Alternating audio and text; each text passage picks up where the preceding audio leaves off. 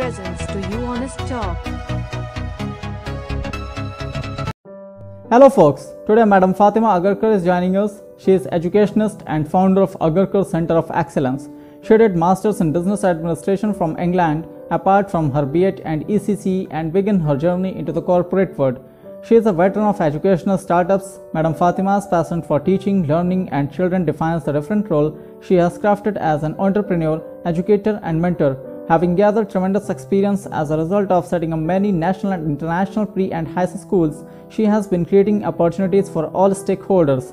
With an undying passion for teaching, training, integrating children with special needs and emphasizing on the significance of sports, utilizing the initiative teaching models, refining erudition outcomes and retaining them, her exertions and spectacular work have proven to be a real opportunity to alter the lives of children. Her name is synonymous with successful education models of the country, and she has adjudged as Education World's Top 50 Young Educator in the year 2015.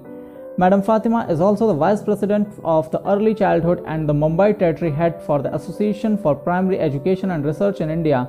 So let's begin our talk with Madam Fatema Agarkar. Thank you so much, ma'am, for joining and agreeing to share your thoughts on our platform. It is really a great matter of pride, and also we have waited so long to have you. Thank you so much. It is a Sunday afternoon and I can't wait to talk about a topic that is very, very important and very relevant. If it was before COVID-19, I think the emphasis now is even more. It's a topic very close to my heart and something I think we all need to invest in as parents, as educators. There are no real answers, but I think it's important for all of us to collaborate, share strategies that have worked. So thank you so much for this opportunity. Absolutely, ma'am. So, ma'am, before jumping to the topic of today's session, which of course is child and adolescent mental health, ma'am, I would request, and I think it will be totally unfair if we have you and didn't ask about the inspiration behind building of Agarkar Center of Excellence. Thank you so much. So the Agarkar Center of Excellence, also popularly called ACE, it's very special because, it was actually launched during lockdown times. So we had to work that much harder. But I think two very important industries of the future, for the future, which is education and sport. So it's sports and education and sport. Honestly, for us at ACE, and this is Ajit's vision, my partner in this venture, to make it a seamless transition growing up by talking about content that's written teacher and curriculum that makes more sense for the children, including sport in their curriculum or giving them opportunities to play after school hours, so they become career options. And we've, basically used our individual experience to bring it together because we're very passionate about children. We have one son. I wish we could have had many more. But this is an opportunity to reach out to more children through teachers and also parents as well. And I think in that, we hope to build on the experience that we already have. Great, ma'am. So as you know that today we all are celebrating International Yoga Day. So, ma'am, what message would you like to give to our viewers from the side of ACE? I actually have learned that over the years that yoga, it can be a huge, powerful partner to whatever you experience at that time. It's not only about fitness, it's about mindfulness, it's about meditation. And honestly, as 21st century educators, we're talking how important it is to get children to embrace what that power is. It may not for every small, if you can actually include that as part of your routine, I know you'd be happier. I know I have. I may have started later, but I think this is one thing that stays with you forever and it helps. Great message, ma'am. So moving to the topic of today's discussion, which we have chosen, and also I'm repeating, child and adolescent mental health. So ma'am, what would you like to comment on how we should take care of it? This issue about mental health has been part of our ever since we were civilized society. What children experience, what children feel, honestly, the statistics are scary. I mean, WHO has published reports. 30 years ago, we had problems. It was 1 in 6. That statistic now has come to 1 in 3. So whether it's little children or whether it's adolescents or even the adults, what's scary is that how it's getting out of hand. This whole concept of mental health, and in broad categories, whether you talk about depression, and under depression it could be suicide, which is actually alarming. It's 1 in 3 now for the middle schoolers. It could be conduct disorders. It could be post-traumatic stress disorders, or it could be regular paranoia, psychosis disorders, emotional eating disorders. A lot of these, might sound like these big words that you're putting, hum to jab bacche the, to we dealt with it. Those times were different. Times growing up were very, very different from what these children are experiencing. Sure.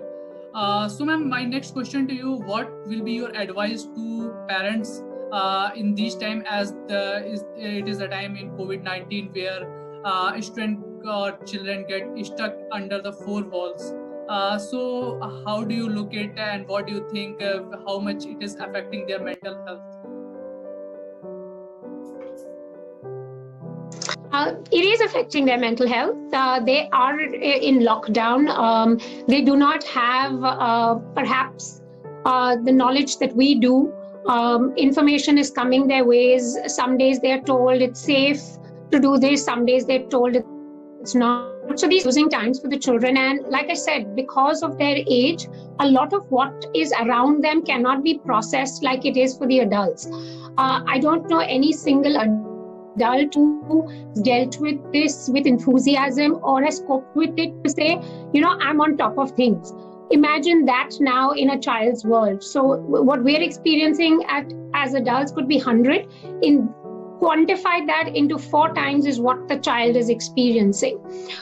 So I think it's going to be important for parents to have a routine set in place. One of the biggest challenges with mental health is the fact that it's actually mind, body, soul. So if you think of it like that, if the body is not getting enough rest, if there is no routine, if there is no discipline, if the children are not sleeping, if they're not eating on time, enough meals during the day, and it's lopsided, that will anyway create that negativity and that tiredness, and on to irritation, getting into unnecessary conversations that's leading to frustration. So a routine is important. There's debate about on you can screen time, all of that. So without this, what pressures those two will go through. I think it's very important for children to also have a lot of physical activity. You can't go down to play. But what can you do in the house? Can there be some activities that involve yoga, involve, basic PE? There's so much out there on Insta, on Facebook, on social media, that you need to factor that in, because if that child is physically fit, it's creating the right hormones in the child's body to then keep that child emotionally secure. Also, it's important that parents, you have to talk to your children. You have to understand verbal and non-verbal cues.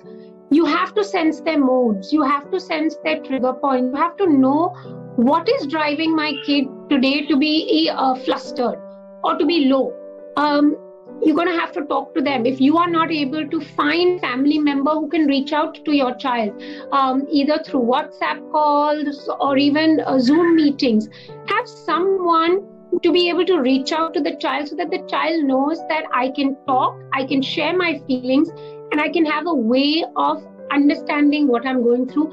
Because 1, they're too small to be able to express it. 2, they don't know how to use the right words to express it or let you know what they're feeling. So you're going to have to be more watchful. And you're going to have to figure out what those trigger points are. There are lots of websites, there are lots of sites like Beyond Blue. There's WHO that you can log on to. There are lots of articles on LinkedIn. Read about it so you can equip yourself with what to watch out for so that you can help these children, because communicating with them is a big part, and not talking. I don't mean talking and giving advice about, oh, just snap out of it, feel good. It's just one of those things. That's not fair. They are going through something. Acknowledge it. Say, okay, I can imagine this is tough for you. Let me just hug you. Even that is important right now, because imagine these children have been away from social contact for 3 months. You can cope with it as an adult because you're wired differently. They cannot. They miss their friends. They need that social connect, and it's not there. So these are trying times for them, and therefore be available to help them. All right, ma'am. So my next question to you is that, ma'am, as this time we can easily see children of 12-13 years in depression. So, ma'am, what do you think? What are its root causes? It's a very tough age to work with. First of all, there are physical changes taking place. There are hormonal changes taking place, and this is also affecting their psychology. From them being these children who would depend on you for direction, now they need to depend on their friends for that sense of belonging, sense of security, sense of control. And eventually, when that shift is taking place, they are depending on people who are as naive as they are. So this shift anyway causes challenges. And with that comes this whole social pressure. This is a generation that's grown up knowing about Snapchat. It's a generation that tweets. It's a generation that is so social media connected. It's difficult to keep them away from some of those thoughts and influences. So when you see this post of this perfect body shape and someone doing these cool things, the children get enticed into becoming those people, but they don't understand that they are not. Not everyone can be tall, thin, and beautiful. But that is the impression that media gives them, and they feel that they can then be part of that if they are of that particular type. So this is all self-inflicted, which is why it's very important for adults around them to recognize and be talking to them about what are the good things. And it doesn't have to be materialistic things. You don't have to look a particular way. Your thoughts are important. Also, I think teenagers who are prone to depression are people who are fundamentally not in control of or do not like who they are. There's something that they wish they had that someone else had. So it's going to have to stem from these kids first just being happy with who they are, and that's very tough. It's very tough. I remember my growing up days when I was a plump child. My goal in life was only to become thin, because for me, if I became thin, I would become popular. And imagine how difficult and alone children feel. I had the right parents, I had the right friends who always rallied around me. Imagine a child who doesn't then have the support system. So children, should therefore focus on friends who will bring a sense to their life, who will support them, who will encourage them. Stay away from those who put you down. Anybody who is commenting or a bully, cyberbully, or in the physical world, stay away from them. And one way of doing it is by actually surrounding yourself by so many people who think positive of you. Automatically, your focus on wanting to be a part of that group goes. It keeps you out of feeling low, because you always have someone to pick you up and give you that boost which you need, which you don't really think you need, but you actually do.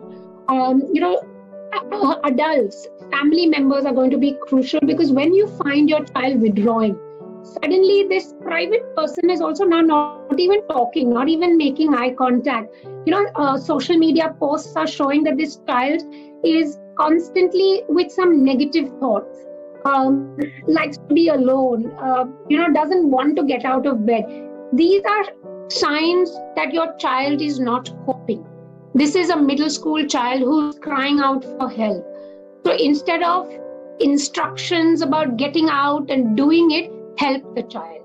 And one way could be by actually consulting a therapist. I think mental health issues need to be handled by experts, psychiatrists, psychologists, trained professionals who can help. Sometimes well-meaning family members or friends actually cause a lot more problem because their solutions are based on some theory they have. We can't have theories working with these children. Children who are suicidal or going through depression need experts to guide them. I'm an educator, I've worked with children, and I have some idea, but I would never have a strategy without consulting a counselor. All right, ma'am, it is really a great advice, and also I think it will be fruitful for our viewers. So ma'am, as you have spent so much time in the education sector, so ma'am, my next question to you is that, ma'am, do you think that in our education curriculum, we are taking care of all these problems?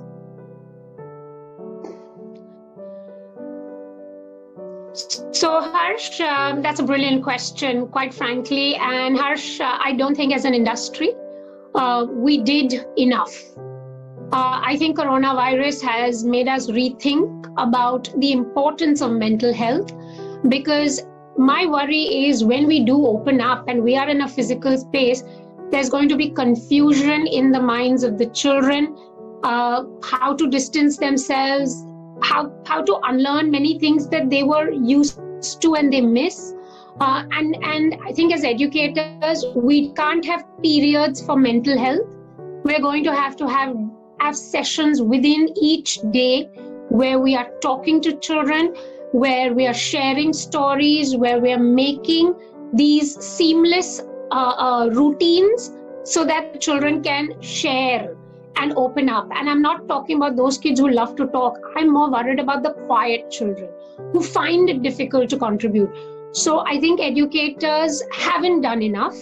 I think the focus is going to therefore be emotional well-being of the child. We call it socio-emotional learning, but it can't be a period like value education. You don't teach values. Values have to be inculcated. Like that, good routines, use of screens in an appropriate manner, helping the children stay away from obsessions, whether it's gaming that gets out of hand or wanting to be this person to a point that you're causing bodily and physical harm, counseling children about what it means to be supportive and not derogatory. It's a tough age and some of the bullies can be very mean. So I think a special attention every minute of the day, whether it's online or in the physical world as educators, is going to be a big part of the learning journey in the next 18 to 36 months. And we hadn't done enough of it previously.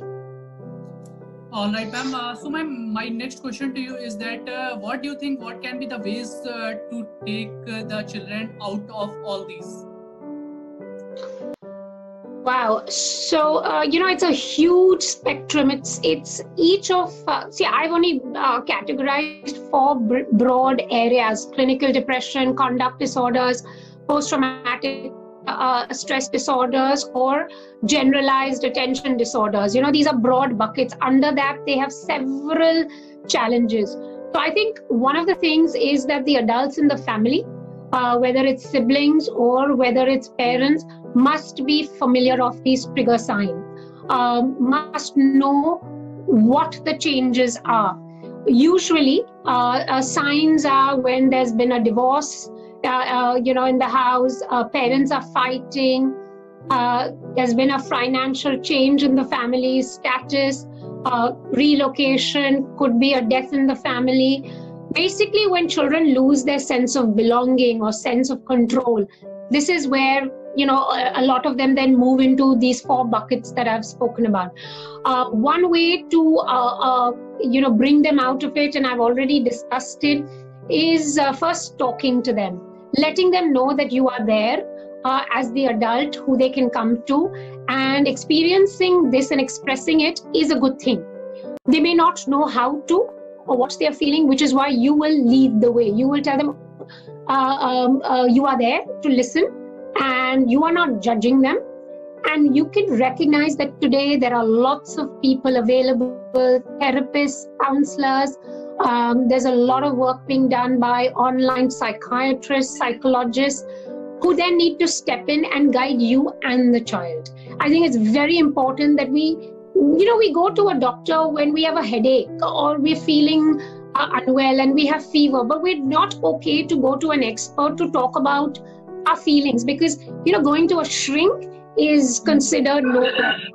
But please go to an expert, because that expert in 3 sessions might be able to stop it, but you as a parent will take 12 months and not help the cause and anyway cause more damage.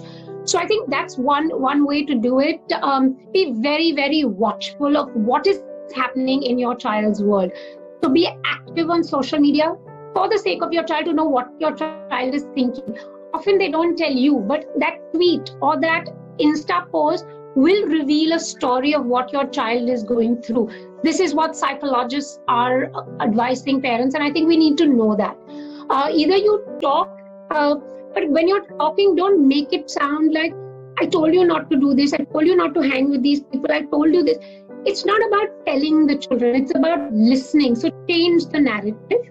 And honestly, if the child is in a routine, and if you are distracting the child from that negative space, so giving the child alternatives, you can maneuver this child into more positive experiences. So when you know your child doesn't want to get out of bed, don't point it out, but instead say, hey, listen, I have a problem, can you help me? Automatically, the child is not thinking of what the child is feeling, but now is going to try and help you. And in that, you're drawing the child out. That's one way of getting the children out of that rut, which is what they experience. It is really a wonderful advice. So ma'am, my next question to you, ma'am, if any of my viewer or someone is looking this video and is in depression already, so what advice would you like to give him? One very important thing to do is just write down all the thoughts that come into your mind when you're feeling low. There are, children who go through prolonged periods of low time. There are those who experience fits and starts. So it comes and then it goes away. So write down what you're feeling, when you're feeling, the duration of what you're thinking, and start reaching out to someone, perhaps not in your peer group. Because remember, your IQ, your developmental growth is very similar when you're in that age group. And you're going to a person who cannot guide you. So reach out to someone in your family or someone you can trust. Please don't do it online with a stranger. Those are the worst people you can confide in. Never confide into a stranger when you are going through a low period. You will find someone in your family, that cool mama, that cool mommy, to say, listen, I have a problem, but I don't want anyone to know about it. I'm only going to share it with you. But you know that that person has the ability to listen to you. Once you have spoken, some advice will come. So that's a good starting point. And children, if you are going through a low period, even if you Google now, you will find 20 organizations who can reach out to you. WHO, Childline, there are lots of these organizations on Insta who will talk to you anonymously. You don't even have to tell them your name. You can just tell them what you're going through, and they can walk you through.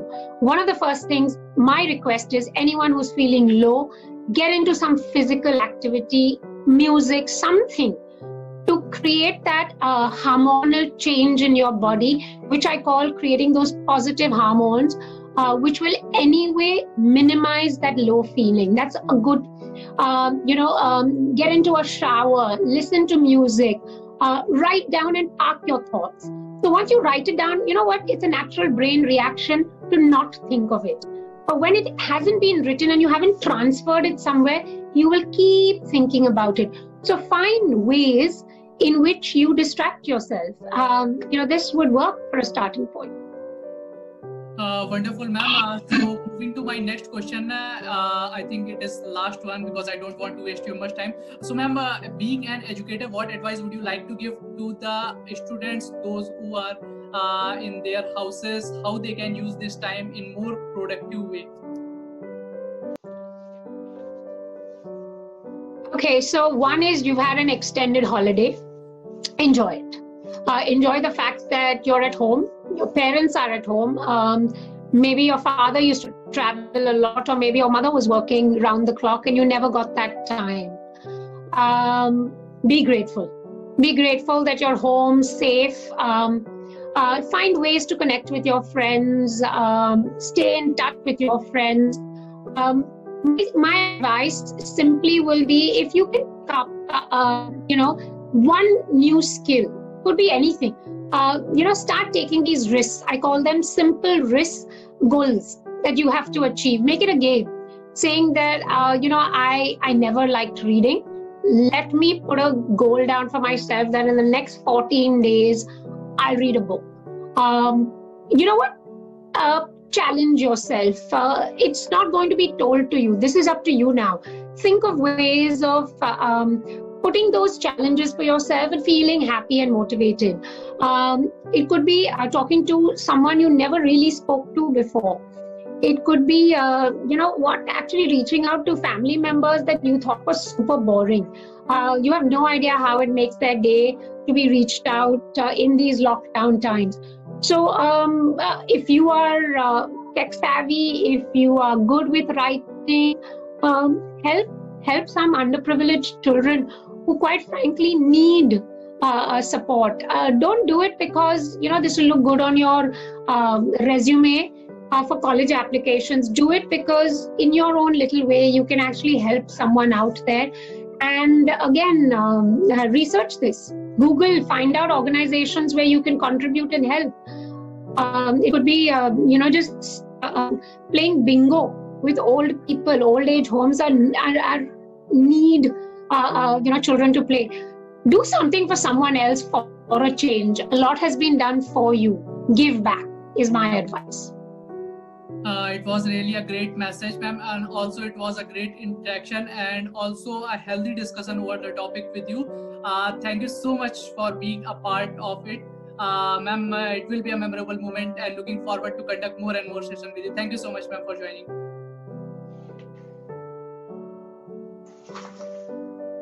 Thank you so much. You've been very patient with all my technological glitches. But that's one more advice, Harsh. We'll all have to just learn to deal with technology in whatever state it is and make the most of it. Thank you. Stay well, stay safe. Thank you so much, ma'am. Ma'am, it will be more great. I will be more grateful to you if next time Ajit sir could also join us. I'll try. Thank you. Thank you so much, ma'am. Bye-bye.